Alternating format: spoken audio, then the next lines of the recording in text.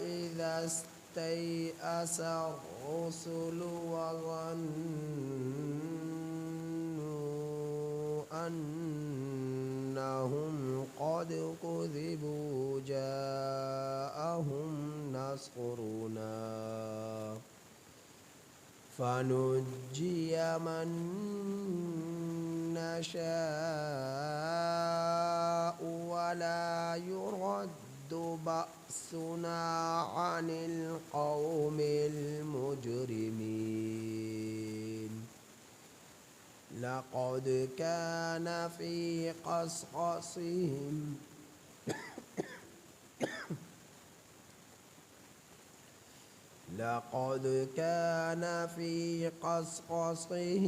عبرة لأولي الألباب ما كان حديثا يفترى ولكن تصديق الذي بين يديه وتفصيل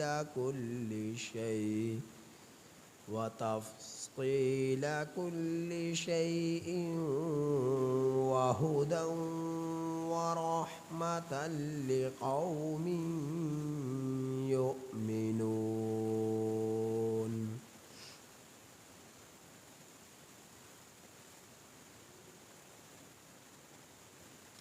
یہ سورہ یوسف کی آیت نمبر 110 تا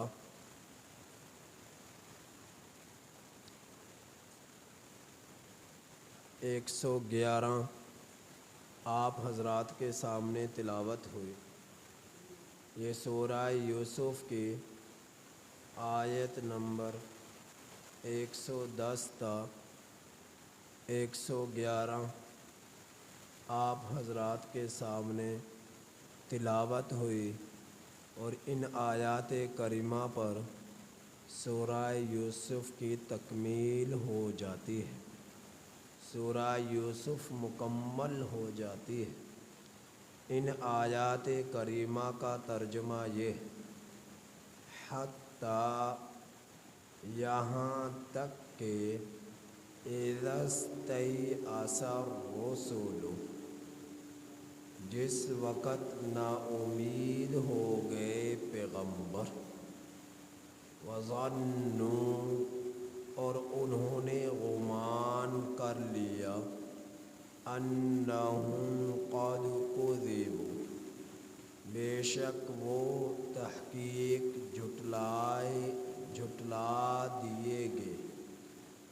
جھٹلائے گئے، جاءہم نصرنا، تو آ گئی ان کے پاس ہماری مدد، فنجی من نشاء، سو ہم نے ہماری طرف سے نجات دی گئی اسے جسے ہم نے چاہا، ولا یرد بأسنا، اور نہیں لوٹایا جاتا ہمارا عذاب، عن القوم المجرمین، مجرم لوگوں سے. لقد کان، البتہ تحقیق، فی قصصہم، ان کے واقعات میں، عبرت ہے، لأولی الالباب، عقل مندوں کے لیے. ما کان حدیثا، نہیں یہ قرآن، یفترا، گھڑا گیا، ولیکن تصدیق الذی، اور لیکن تصدیق کرتا ہے، الذی، ان کتابوں کی، بین یدی، جو اس سے پہلے گزر چکے، وتفصیل،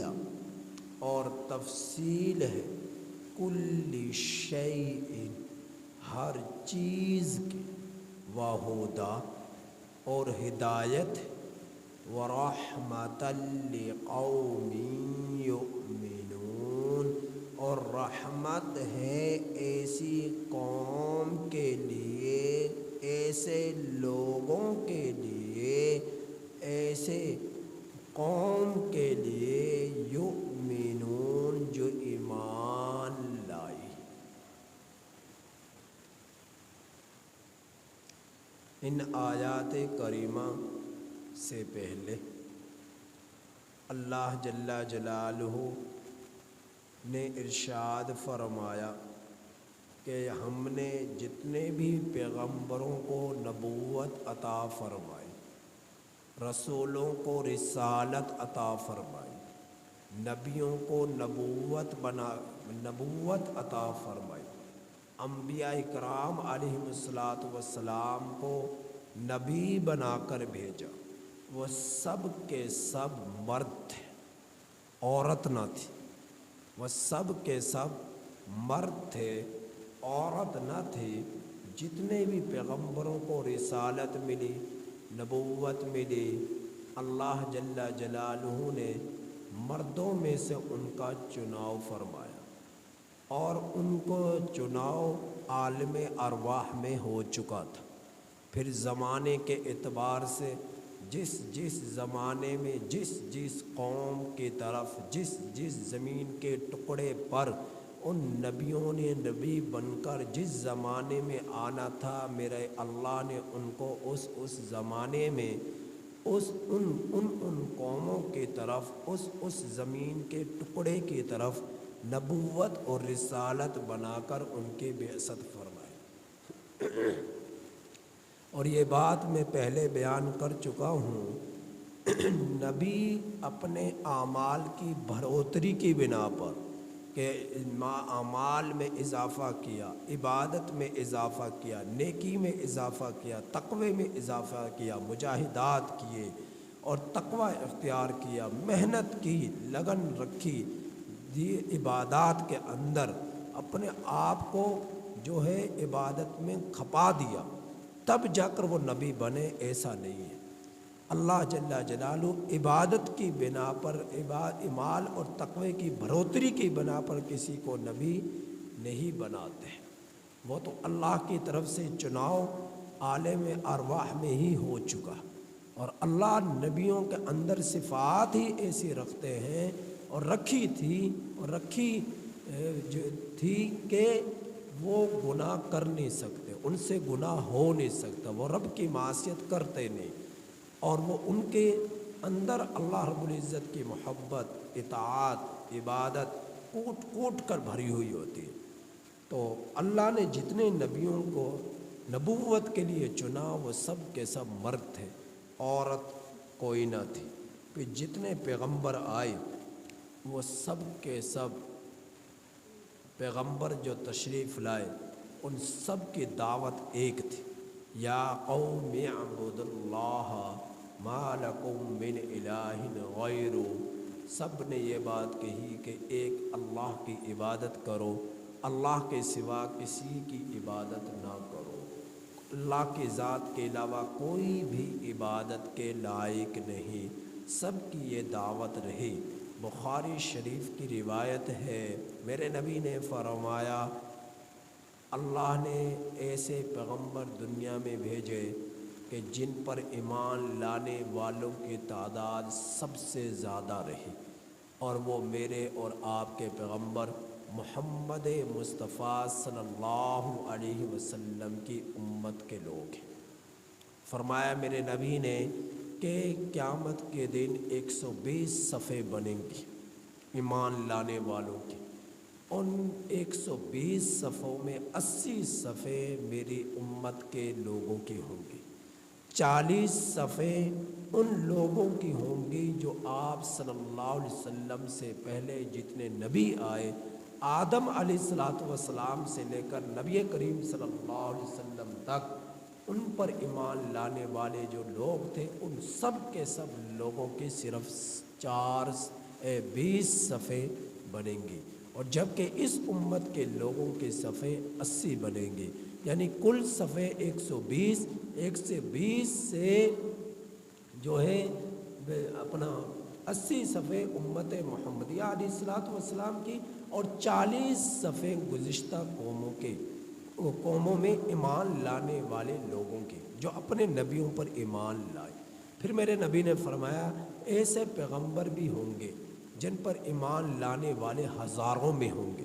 ایسے پیغمبر بھی ہوں گے جن پر ایمان لانے والے سینکڑوں میں ہوں گے، ایسے پیغمبر بھی ہوں گے جن پر ایمان لانے والے لوگوں کی تعداد صرف 4 ہوگی، اور ایسے پیغمبر بھی ہوں گے جن پر ایمان لانے والوں کی تعداد صرف 2 ہوگی، اور فرمایا ایسے پیغمبر بھی ہوں گے جن پر ایمان لانے والا ایک شخص بھی نہ ہوگا۔ ایسے پیغمبر بھی گزرے کہ جن پر ایمان لانے والا ایک شخص بھی نہ ہوگا۔ قرآن پاک میں اصحاب الرس کا تذکرہ گزرا ہے، قرآن پاک میں 2 جگہ پر اصحاب الرس، یہ کنویں والے، یہ کون تھے؟ تو تفاسیر میں مفسرین نے لکھا یمن کا علاقہ تھا، یمن کا علاقہ تھا۔ اس علاقے میں اللہ جل جلالہ نے اپنے ایک پیغمبر کی بعثت فرمائی جس کا نام حنظلہ بن صفوان علیہ الصلاۃ والسلام تھا۔ انہوں نے قوم کی طرف دعوت دی، قوم کو کہا یا قوم اعبدوا اللہ ما لکم من الہ غیرہ، اے میری قوم ایک اللہ کی عبادت کرو، اللہ کے سوا کسی کی عبادت نہ کرو، وہی تمہارے لیے مشکل کشا، حاجت روا، دستگیر، دسترس، مقنن، قانون ساز ہے، لہٰذا اس کے علاوہ کسی اور کو رب کو نہ بناؤ، اللہ کو چھوڑ کر غیر کی عبادت نہ کرو۔ انہوں کی یہ تبلیغ رہی اور لوگوں کو یہ کہا، ان پر ایمان لانے والا شخص صرف ایک تھا، عبد حبشی، اور وسیع فام ایک حبشی تھا جو ان پر ایمان لایا، اس کے علاوہ کوئی بھی ان پر ایمان نہ لایا۔ قوم تنگ آ گئی کہ ہر وقت اس کی ایک ہی رٹ ہے کہ ایک اللہ کی عبادت کرو، ایک اللہ کی عبادت کرو، ایک اللہ کی عبادت کرو، ایک اللہ کے سوا کسی کی عبادت نہ کرو، اس کا کچھ کرنا پڑے گا۔ قوم نے یہ منصوبہ بنایا اور آپ کو پکڑ کر قوم سب کے سب جمع ہو کر آپ کو پکڑ کر لے گئی جنگل کی طرف، ویرانے کی طرف، اور جنگل میں لے جا کر ایک کنویں میں آپ کو پھینک دیا۔ اس کنویں میں آپ کو پھینک دیا، اور پھینکنے کے بعد کنویں کے اوپر ایک بھاری چٹان رکھ دی، اور رکھ کر چلے آئے۔ اور اس کے بعد آپ پر جو ایمان لانے والا شخص تھا حبشی، وہ آتا اور کنویں میں کھانے پینے کی کچھ چیزیں پھینک دیا کرتا، اور آپ سے یہ کہتا کہ اگر آپ اجازت دیں اے اللہ کے پیغمبر تو میں بھی آپ کے پاس کنویں میں آ جاؤں، چھلانگ لگا دوں، میں بھی آ جاؤں۔ تو وہ فرمایا کرتے کہ آپ نہ آئیے، تو میرے اوپر اللہ کی طرف سے ایک جو ہے آزمائش ہے، اور ان لوگوں نے مجھے زبردستی یہاں پر ڈالا ہے، تو آپ یہاں پر نہ آئیں، آپ کے آنے کی ضرورت نہیں ہے۔ تو قوم نے چند دن گزرنے کے بعد آئی اور آ کر چٹان کو ہٹایا، اور ہٹانے کے بعد قوم نے کہا اللہ کے اس پیغمبر حنظلہ بن صفوان سے کہ حنظلہ کیا حال ہے، یعنی مذاق کے طور پر، مسخر کر کے، یعنی استہزاء کر مذاق اڑاتے ہوئے، ہنسی کرتے ہوئے، آپ کا جو ہے تمسخرہ کرتے ہوئے قوم نے کہا کہ کیا حال ہے۔ آپ نے کہا، آپ کی زبان سے جو الفاظ آئے جواب میں وہ یہ تھے یا قوم اعبدوا اللہ ما لکم من الہ غیرہ۔ وہ کہنے لگے بڑا سخت دل انسان ہے، نہ مرتا ہے اور نہ یا اس کلمہ توحید کی رٹ کو چھوڑتا ہے، باز ہی نہیں آتا۔ اب یہ غضبناک ہوئی قوم، انہوں نے کیا اس کنویں کے اندر مٹی ڈالی اور پتھر ڈالے، اور اس کنویں کو مٹی اور پتھر سے بھر دیا، اور جب وہ کنواں پر ہو گیا اور اللہ کا یہ پیغمبر کنویں کے اندر شہید ہو گیا، حضرت حنظلہ بن صفوان علیہ الصلوۃ والسلام۔ تو قوم نے مٹی اور پتھر ڈالنے کے بعد پھر کنویں کے اوپر یعنی مٹی اور پتھر کے اوپر ناچنے لگی اور جو ہے مستیاں کرنے لگی۔ پھر اللہ کی طرف سے ایک عذاب آیا آگ کی صورت میں، جس نے ان کو جلا کر راکھ بنا دیا اور ان کا نام و نشان مٹا کر رکھ دیا۔ تو اللہ رب العزت کے پیغمبر ایسے بھی آئے جن پر ایمان لانے والا صرف ایک ہی شخص تھا، حضرت نوح علیہ السلام۔ اللہ رب العزت نے انہیں بھیجا اور انہوں نے 950 سال وَإِلَىٰ عَادٍ اپنا جو ہے لَقَدْ أَرْسَلْنَا نُوحًا إِلَىٰ قَوْمِهِ، تو حضرت نوح علیہ السلام کو بھیجا ان کی قوم کی طرف۔ آپ نے قوم کو دعوت دی، یا قوم اعبدوا اللہ ما لکم من الہ غیرہ۔ 950 سال دعوت دیتے رہے سوائے 80-82 لوگوں کے آپ پر زیادہ ایمان لانے والے نہ تھے۔ جب آپ کی دعوت یہ تھی لیلا و نہارا، نہ رات کو چھوڑا نہ دن کو چھوڑا۔ آپ رات کو بھی دعوت دیا کرتے، دن کو بھی دعوت دیا کرتے، یعنی 24 گھنٹے آپ کے دعوت ہی میں گزرتے، دن اور رات، صبح اور شام آپ کے دعوت ہی میں گزرتے۔ اس قدر آپ نے دعوت دی قوم کو، اور دعوت دیتے دیتے 1 صدی گزر گئی، 2 صدیاں گزر گئی، 4 صدیاں گزر گئی، 8 صدیاں گزر گئی، 9 صدیاں گزر گئی، یہاں تک کہ 950 سال آپ کو دعوت دیتے ہوئے گزر گئے۔ 950 سالوں میں صرف اور صرف 80-82 لوگ مسلمان ہوئے۔ آپ کے بارے میں میرے اللہ نے قرآن میں فرمایا انی اعلنت لہم واسررت لہم اسرارا۔ آپ کی دعوت کا انداز یہ تھا کہ آپ نے کھلا بھی دعوت دی اور پوشیدہ طور پر بھی دعوت دی۔ جب اللہ نے فرمایا کہ اے نوح، آپ پر ایمان جنہوں نے لانا تھا وہ لا چکے، اب کوئی ایمان نہیں لائے گا۔ پھر حضرت نوح علیہ السلام نے فرمایا رب لا تذر علی الارض من الکافرین دیارا، اے میرے رب روئے زمین پر کافر میں سے کسی ایک کو بھی نہ چھوڑنا۔ اس زمین پر چلنے پھرنے والے، زندگی بسر کرنے والے جتنے بھی کافر ہیں، کسی ایک کافر کو بھی نہ چھوڑنا۔ رب لا تذر علی الارض من الکافرین دیارا۔ پھر اللہ نے آپ کی اس دعا کو قبول کیا۔ پھر عذاب آیا، آسمان سے پانی برسا، زمین نے پانی نکالا اور پانی بڑھتا گیا، اتنا آیا پہاڑ کی چوٹیوں تک پہنچا۔ پہاڑ کی بلندی آپ دیکھ لیں ہزاروں میں ہوا کرتی ہے۔ اللہ رب العزت نے زمین کو پانی سے بھر دیا اور وہ سمندر بن گیا، اور وہ اتنی اس کی سطح ہوئی کہ پہاڑ کی چوٹی کو وہ چھوا کرتے تھے۔ اللہ نے ایسا عذاب غضبناک قسم کا ان پر بھیجا اور سب کے سب لوگ ہلاک ہوئے سوائے ان لوگوں کے جو آپ پر ایمان لائے۔ حضرت ہود علیہ السلام کو اللہ رب العزت نے ان قوم کی طرف بھیجا اور انہوں کی بھی یہی دعوت رہی کہ اے اللہ قوم، اللہ کی عبادت کرو، اللہ کے سوا کسی کی عبادت نہ کرو۔ بڑی ڈھیل ڈول والی قوم تھی، طاقتور تھے، قد و قامت والے تھے۔ اللہ رب العزت کے پیغمبر نے دعوت دی اور دعوت کے نتیجے میں قوم نے آپ کی تکذیب کی اور آپ کو ستایا، آپ کو پریشان کیا۔ تو حضرت ہود علیہ السلام کی قوم پر اللہ نے عذاب بھیجا۔ حدیث پاک میں آتا ہے وہ عذاب آیا 7 راتیں 8 دن مسلسل، 7 راتیں 8 دن تیز و تند ہوا چلی، طوفان آیا اور ایسا آیا، ایسے قد آور لوگوں کو 40-40 فٹ کے جو لوگ تھے،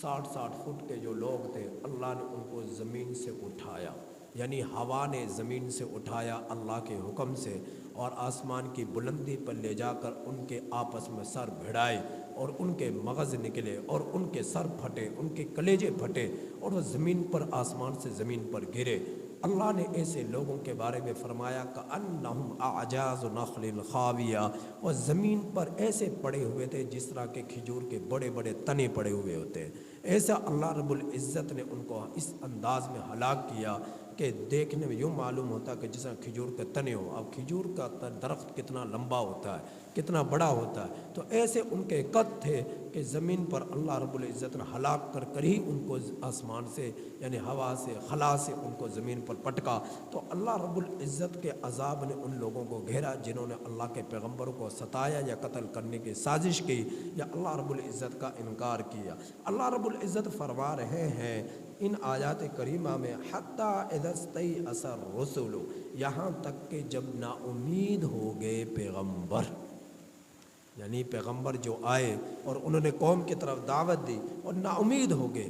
تو اللہ رب العزت اور وظنوا انہم قد کذبوا, گمان کر لیا ان لوگوں نے تحقیق وہ جھٹلائے گئے ہیں, تو آ گئی ان کے پاس ہماری مدد. یعنی اللہ نے کہ پیغمبروں نے وعدہ کیا تم اگر باز نہ آئے تو اللہ کا عذاب آ جائے گا. قوم نے کہا کہ عذاب کا وعدہ کرتا آتا ہے نہیں, یہ جھوٹ بولتے ہیں. تو یہ انہوں نے قوم نے یہ بات کی کہ جھوٹ بولتا ہے, یہ جھوٹ بولتے ہیں, ان کے باتوں میں سچائی نہیں ہے. اگر سچائی ہوتی تو یہ اللہ کا عذاب آتا. تو یہاں پر جو ظنوں کے اندر جو ضمیر ہے اس کا مرجع کیف کان عاقبۃ المجرمین, کیسا ہوا انجام مجرم لوگوں کا, تو اس کی آیت کریمہ کی طرف یہ لوٹتی ہے. تو ان مجرموں نے گمان کر لیا کہ یہ پیغمبر جھوٹ بولتے ہیں, یہ جو بات کہہ رہے ہیں کہ اپنے بات میں جھوٹے ہیں. جب انہوں نے اس بات کو کہا اور اللہ کا عذاب تو اسی وقت آنا تھا جو وقت مقرر تھا, اس سے پہلے تو نہیں آ سکتا تھا, وہ اللہ کے علم میں تھی بات کہ کب کس کس قوم پر عذاب آنا ہے. جب قوم نے یہ بات کہی کہ یہ جھوٹے ہیں اپنی باتوں میں, جاءہم نصرنا, تو آ گئی ہماری مدد. پھر مدد آئی اللہ کی پیغمبروں کے لیے کہ اللہ نے ان قوموں کو جنہوں نے ایمان نہ رکھا نبیوں پر, ان پر عذاب بھیجا, ان کو ہلاک کیا, ان کو غرق کیا, ان کو تباہ کیا, ان کو جو ہے ان کے ٹکڑے ٹکڑے کر کر رکھ دیا اللہ رب العزت کے عذاب نے. تو اللہ کا جب عذاب ان پر آیا پھر وہ پیچھے نہ ہٹا. تو اب تیز و تند ہوا قوم ہود کی ہے, لیکن حضرت ہود علیہ السلام کے پر ایمان لانے والے بچتے ہیں, باقی سب کے سب لوگ ہلاک ہوتے ہیں اور ان پر ان کو عذاب کچھ بھی نہیں کہتا. اب ہلاک ہونے والے قوم لوط ہے, لیکن ان پر ایمان لانے والے صرف وہ چند ایک لوگ ہیں جو آپ پر ایمان لائے. ان کو چیخ, ان پر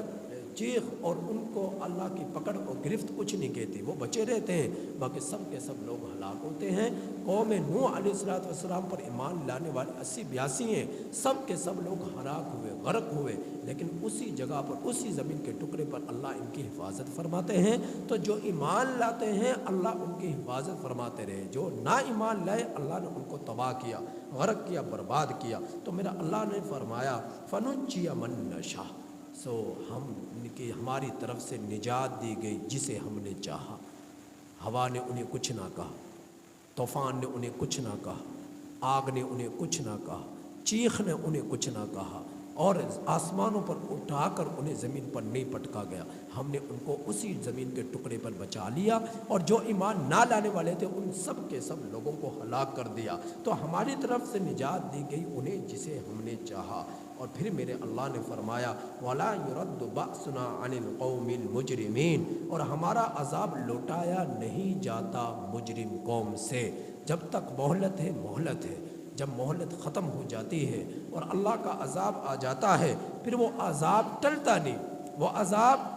رکتا نہیں, یہاں تک کہ ان لوگوں کو جن پر عذاب آتا ہے ان کو ہلاک کر ڈالے, ان کا نام و نشان مٹا ڈالے. پھر اللہ کا عذاب رکتا نہیں ہے, جب قوم کی طرف آ جائے, نافرمانوں کی طرف آ جائے, بدبختوں کی طرف آ جائے. اب آخری آیت میں سورہ یوسف کے آخری آیت میں میرے اللہ نے فرمایا, یہ ساری بات ارشاد فرما لینے کے بعد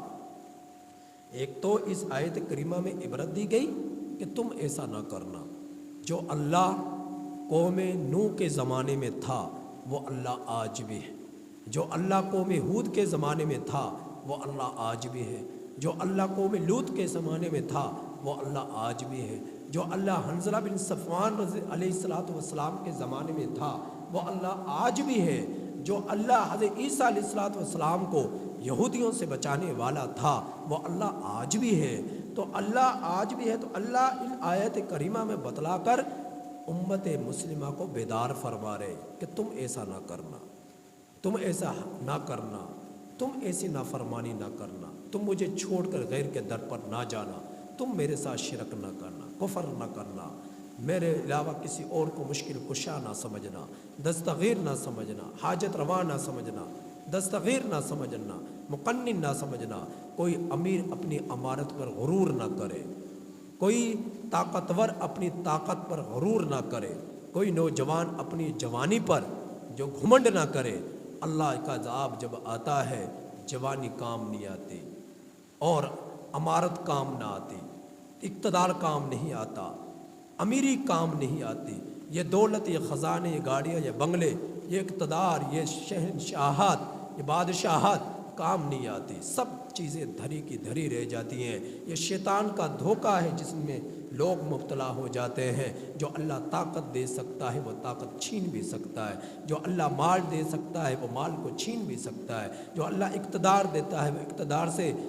سے محروم بھی کر سکتا ہے۔ اس اللہ کے لیے کوئی مشکل نہیں ہے یہ کام کرنے۔ تو جو اللہ گزشتہ پیغمبروں کے زمانوں میں تھا وہ اللہ آج بھی ہے، وہ اللہ آسمان زمین نہ بنا تھا تب بھی تھا، وہ آج بھی ہے، جب یہ ختم ہو جائیں گے تب بھی ہوگا۔ اب وہ اللہ یہ فرما رہا ہے، سنو اس کی بات، لَقَدْ كَانَ فِي قَصَصِهِمْ عِبْرَةٌ لِأُولِي الْأَلْبَابِ، البتہ تحقیق ان قصوں میں، ان واقعات میں عبرت ہے لِأُولِي الْأَلْبَابِ، عقل مندوں کے لیے۔ الباب لب کی جمع ہے، لب کہتے ہیں مغز کو، عقل کو، تو عقل مندوں کے لیے عبرت ہے ان کے واقعات میں۔ تو ہن ضمیر کا مرجع راجع طور پر جو مفسرین نے بیان فرمایا وہ حضرت یوسف علیہ السلام اور ان کا خاندان ہے، کہ اللہ رب العزت نے دیکھا نہیں حضرت یوسف علیہ السلام کو کنویں سے کس طرح بچایا، اور وہاں سے نکال کر غلامی کی قید وقت زمانہ آپ نے گزارا،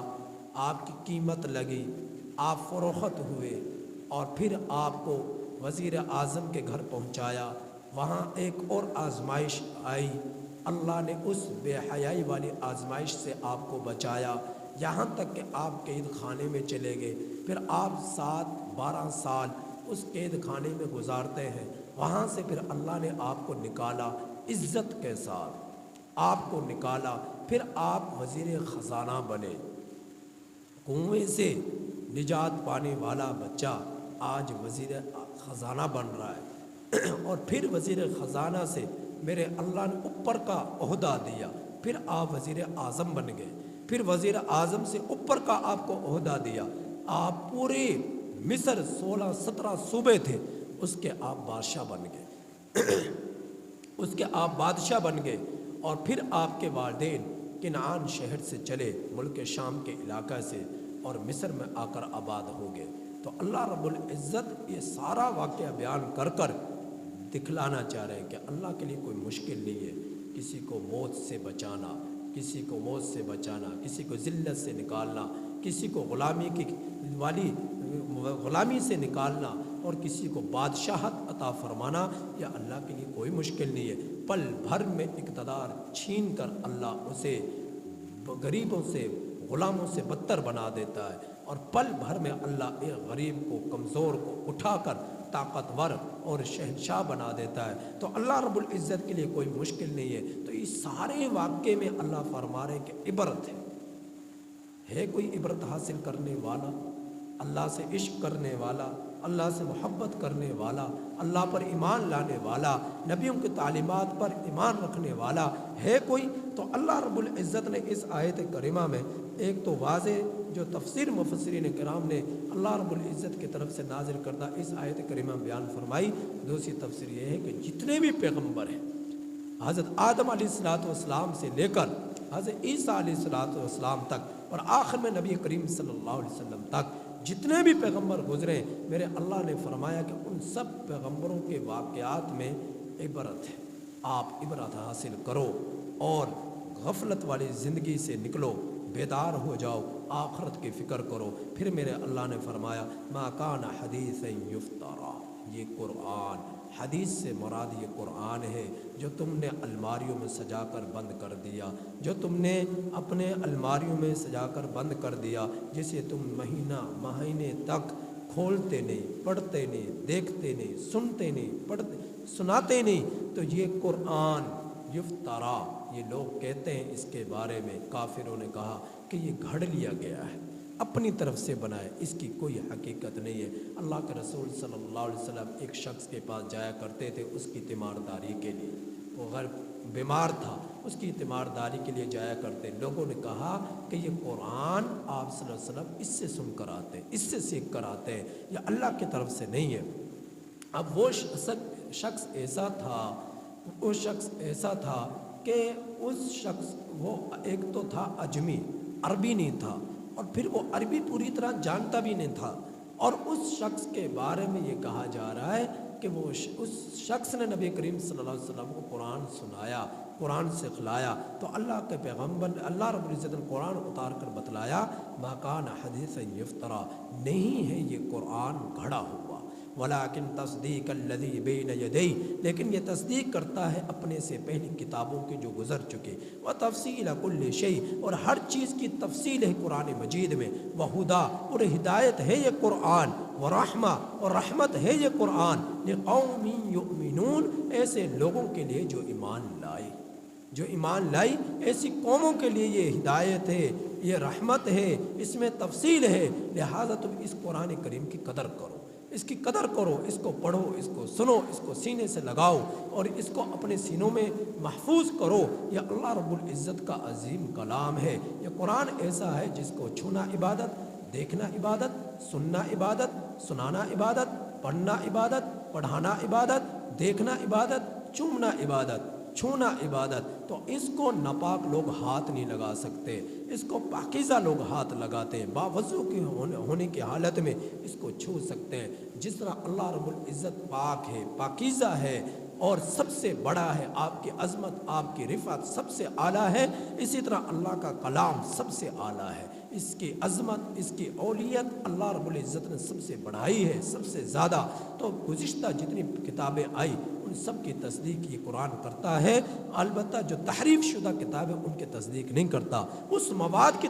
تفصیل کا بیان کرتا ہے، تصدیق بیان کرتا ہے جو اللہ نے آسمان سے اتارا، بعد میں جو تحریفات ہوگی ان کی یہ تصدیق نہیں کرتا، لیکن اللہ نے قرآن کی حفاظت کا ذمہ خود لیا، اس لیے فرمایا انا نحن نزلنا الذکر وانا لہ لحافظون، ہم نے اس کو نازل کیا، ہم ہی اس کی حفاظت کرنے والے ہیں، وَلَقَدْ يَسَّرْنَا الْقُرْآنَ لِلذِّكْرِ فَهَلْ مِن مُدَّكِرٍ، ہم نے اس قرآن کریم کو نصیحت حاصل کرنے والوں کے لیے آسان کر دیا ہے۔ کوئی تم میں سے نصیحت حاصل کرنے والا جو اس سے نصیحت پکڑے؟ لیکن ہمارے پاس تو وقت ہی نہیں ہے، کاروبار ہمیں اتنی مہلت نہیں دیتے، ہماری دکانداری ہمیں اتنی مہلت نہیں دیتی، ہماری تجارت، ہمارے اسفار ہمیں مہلت نہیں دیتے، ہم قرآن کریم کو چھو لیں، اس کو چوم لیں، اس کو دیکھ لیں، اس کو سن لیں، اس کو پڑھ لیں، اس کو سیکھ لیں، یہ ہمیں، ہماری دنیا داری اس کی ہمیں اجازت نہیں دیتی، مہلت نہیں دیتی۔ لیکن آج تم اپنی دنیا داری میں پڑے رہو، اللہ رب العزت آخرت میں تمہارے سامنے سب چیز کو ظاہر کر دے گا، اس وقت سوائے پچھتاوے کے کچھ کام نہ آئے گا۔ مختصر سی زندگی ہے، اسے کام میں لگاؤ، اللہ کی عبادت میں لگاؤ، آخرت کی فکر میں لگاؤ، تو ان آیات کریمہ پر آ کر سورہ یوسف کی تکمیل ہو جاتی ہے، یہ مکمل ہو جاتی ہے۔ کتنی پیاری صورت، کتنی پیاری باتیں، لہٰذا ان سے نصیحت حاصل کرو، عبرت حاصل کرو، قدر کرو قرآن کریم کی جو اللہ نے تمہیں دے دیا۔ گزشتہ قوموں سے پوچھو جن کے پاس نہ تورات محفوظ، نہ انجیل محفوظ، نہ زبور محفوظ، وہ برباد ہو گئی، تباہ ہو گئی۔ آج تمہارے پاس قرآن کریم جس طرح نازل ہوا ایسا ہی اسی طرح بعینی موجود ہے، اور اس کے اللہ کی طرف سے قیامت تک کے لیے اس کے مقابلے میں آنے والے تمام مضامین کو چیلنج ہے، لوگوں کو چیلنج ہے کہ اس جیسی کوئی ایک آیت بنا کر لائے، ایک آیت کا حصہ ہی بنا کر لے آئے۔ 1450 سال گزر چکے، آج تک قرآن کے چیلنج کو کوئی بھی شخص قبول نہ کر سکا۔ دنیا کے کافر، دنیا کے طاقتور لوگ اس کے مقابلے میں کوئی کلام پیش کر نہ سکے، تو اس سے بڑھ کر اس کی سچائی اور حقانیت پر کس طرح یقین کیا جا سکتا ہے۔ لہٰذا اللہ پاک سے دعا ہے کہ اللہ تعالی ہمیں قرآن کریم کی کامل طور پر قدردانی کرنے کی توفیق نصیب